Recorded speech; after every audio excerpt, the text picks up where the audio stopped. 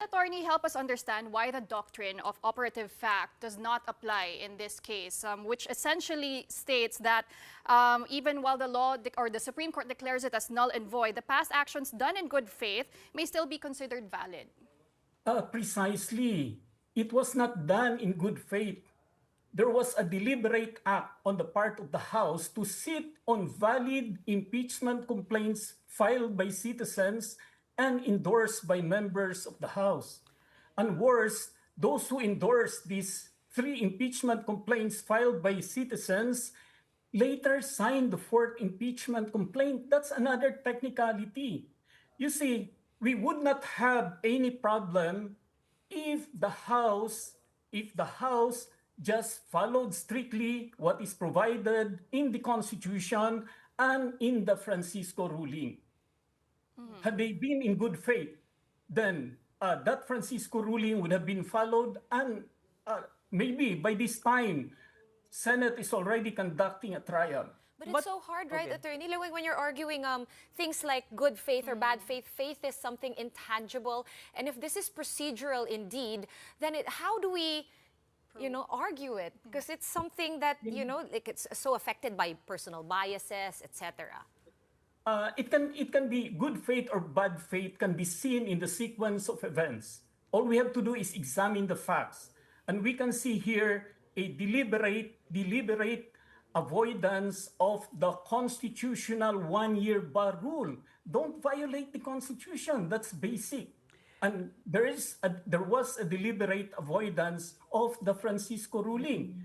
To make it simple, had they followed the Francisco ruling, all they had to do is that when the first impeachment complaint was filed on December 2, 2024, they should have included that in the order of business right away. The Secretary General has no discretion to sit on it.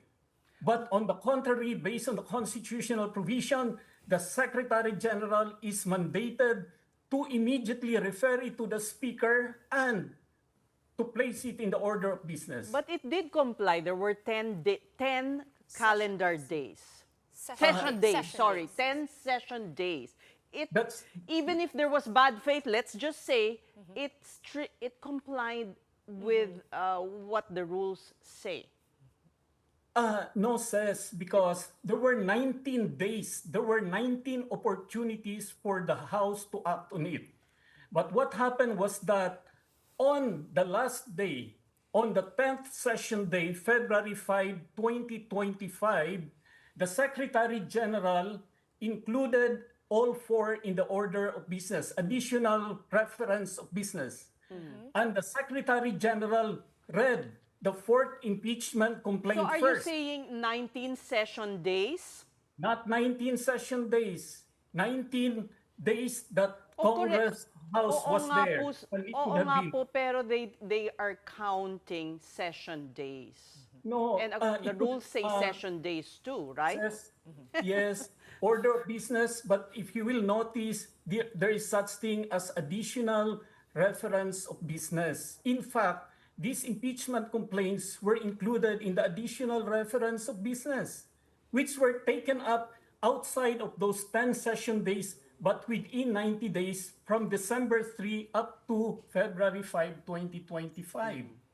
What I'm saying lang is this, that they could have acted swiftly on the first impeachment complaint. So are you saying that the Supreme Court decision, because other legal luminaries are saying it sets aside the Francisco precedent, it's no longer the existing rule to follow, but this new decision by the Supreme Court, which sets new conditions?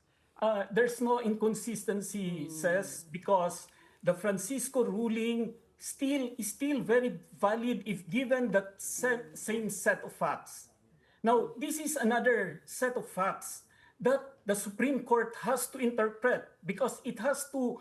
It's the arbiter. It has to decide. Take note. Before the Francisco ruling, there is no provision that an impeachment complaint is deemed initiated upon referral to the Committee on Justice.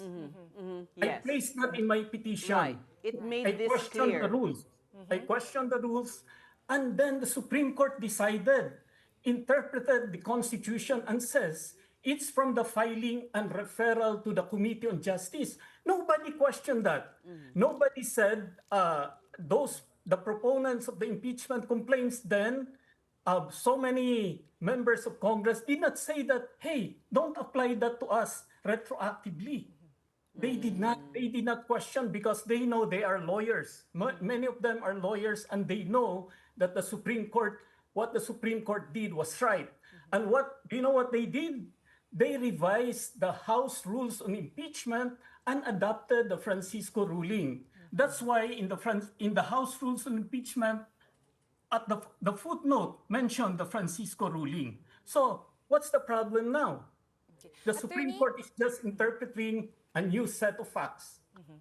Okay. Attorney Francisco, to your point, do you think the Supreme Court also considered the fact that House Secretary General Velasco also gave an interview, a TV interview at that, where he said, well, he was asked, why did you not refer this sooner? And he said, because some House members asked me to hold on because may hinahabol pa silang isa pang complaint. So things like that factored into the Supreme Court decision, you think? Yes, you can see that in the footnotes, but that shows bad faith.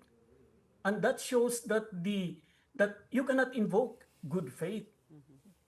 And the Secretary General of the House is not even mentioned in the Constitution. He has no discretion. Even the Speaker of the House has no discretion to sit on an impeachment complaint or not to act on it. It's the House. It's the action of the plenary. What could have been the proper process? Should they have referred all to the Justice Committee and they could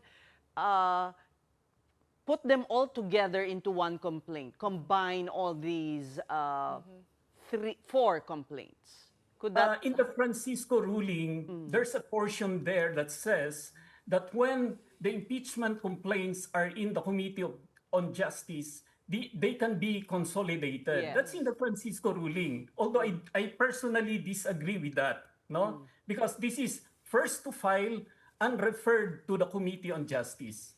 Kaso attorney, meron ding mga sham complaints di ba? Na you can be the first to file, and then initiation starts and you're stuck with a complaint that cannot prosper.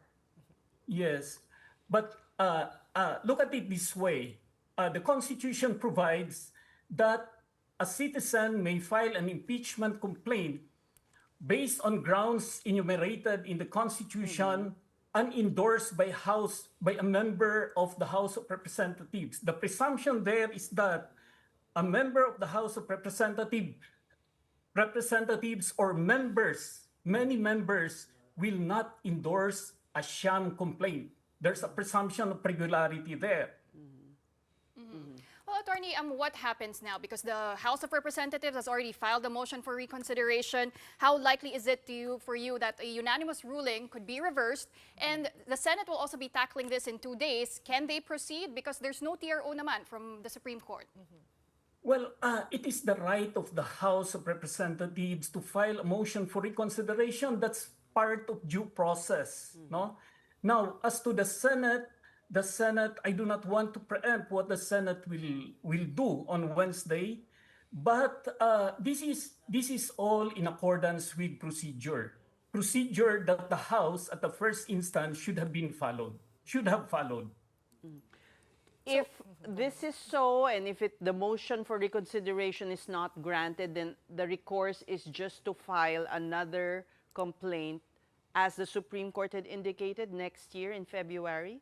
Are the dates correct? Because there's also also back and forth about the dates. Not later than February 6, 2025, 2026. That's in the Duterte decision, if I'm not mistaken. Correct.